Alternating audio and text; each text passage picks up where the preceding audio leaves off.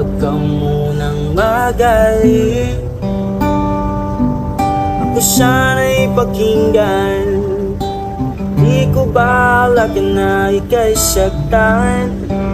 Hindi ikaw ang problema, wala akong iba. Di tulad ng iyong hinala, sarili ay di maintindihan.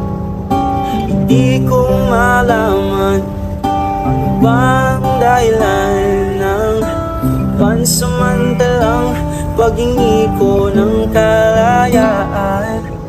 Minamahal kita, pero kailangan ko lang mag-isa. Huwag mong isipin na hindi ka naman. Sarili ko'y hahanapin ko lang. At ang panahon at ang oras ng ating pagkawala ay para lang sa ating dalawa.